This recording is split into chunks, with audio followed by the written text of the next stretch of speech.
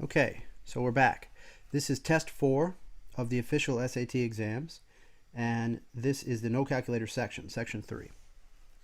Which of the following expressions is equal to 0 for some value of x?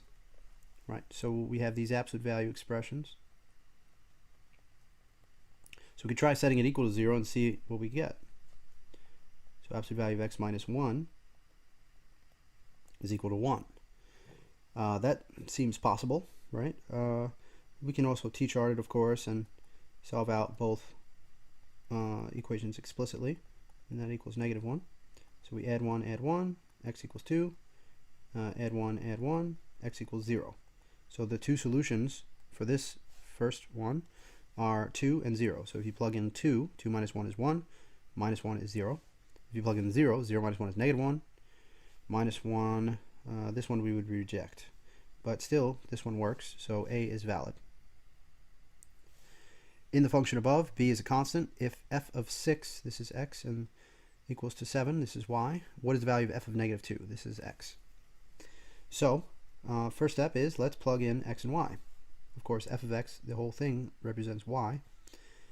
So 7 equals 3 halves x, which is 6, plus b.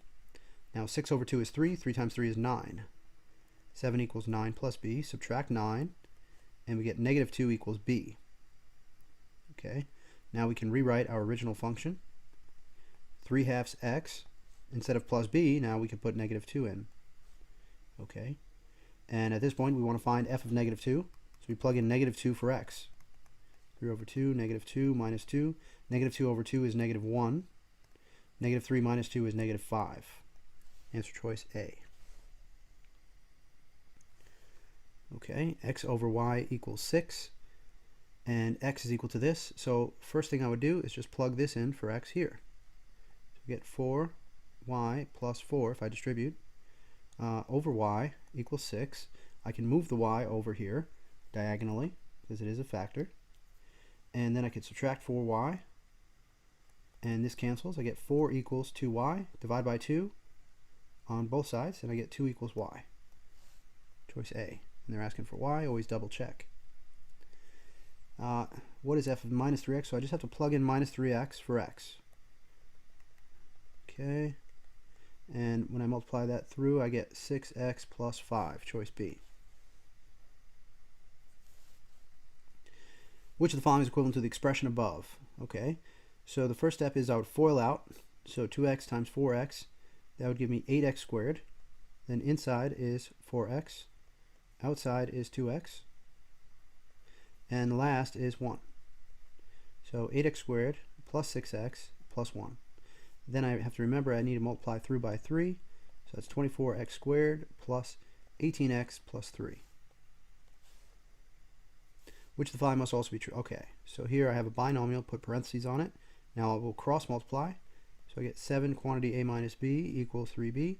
Distribute the 7. 7a minus 7b equals 3b.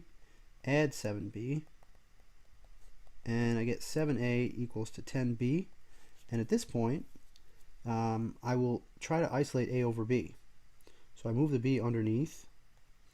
Okay, remove it from here. And I move the 7 underneath here. Move it from here. Remember, factors can be moved diagonally. And I'll find the answer choice to be choice B. While preparing to run a marathon, Amelia created a training schedule in which the distance of her longest run every week increased by a constant amount. If Amelia's training schedule requires that her longest run in week 4 is a distance of 8 miles, okay, so we can say in week 4 she did a distance of 8 miles, okay, and in week 16 she did a distance of 26 miles. So these are kind of like inputs and outputs. Which of the following best describes the distance that the run changes? Okay. So it increases by half a mile each week. Notice that the units are a rate, miles per week. So that is generally going to be the slope that they're looking for. So we can find the slope of ours by doing a change in y over change in x. So change in y is 26 minus 8. Change in x is 16 minus 4. And 26 minus 8, if we take away 10 and add back 2, we get 16 and then 18.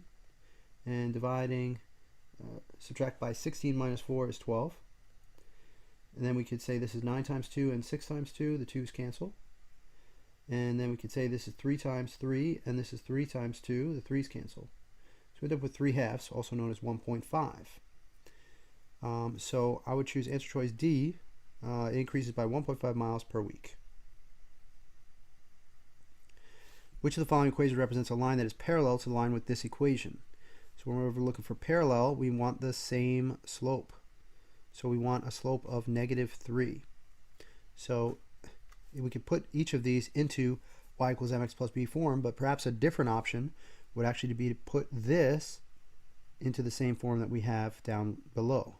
So we add 3x to both sides, we get 3x plus y, and all the slope information is contained on the side with the x and y. So now if I double this through, I would get 6x plus 2y equals 8.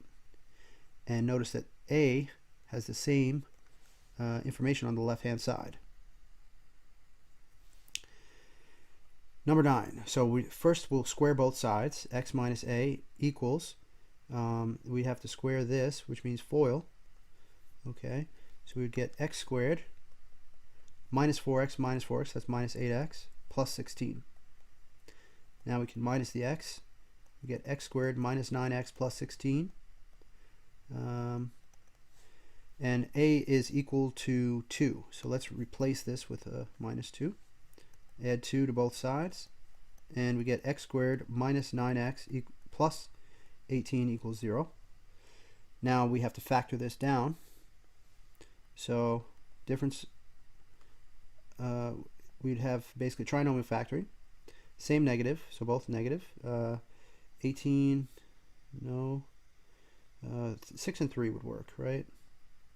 And if you get stuck there, you could just list out the factors of 1 and 18, 2 and 9, 3 and 6. 3 and 6 are the only ones that combined up to 9. And so we t-chart, we get x equals 6, x equals 3. And so it looks like choice A would be the best. Now, whenever we square both sides, we always want to check our solutions, make sure that they are legit.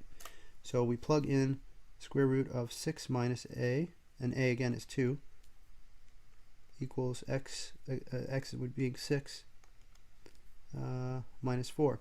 So we get the square root of 4, which is 2, is equal to 6 minus 4, which is 2. So that works. Now we should also plug in the other value for x, which was 3. So we get square root of 3 minus 2 equals 3 minus 4. 3 minus 2 is 1, square root of which is 1. And 3 minus 1 is -1. Right, so here we see that we are going to have to reject the solution x equals 3 and choose therefore only x equals 6. Question 10. Right, so for this one, let's see.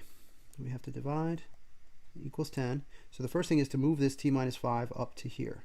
T minus 5. We can move factors diagonally, right? And then we could distribute the 10. So we get 10t minus 50, t plus 5. And I could subtract t. I always start with the variables. So I get 9t, and then I add 50. Add 50. I get 55. Divide by 9, and that's going to be my value for t, 55 over 9.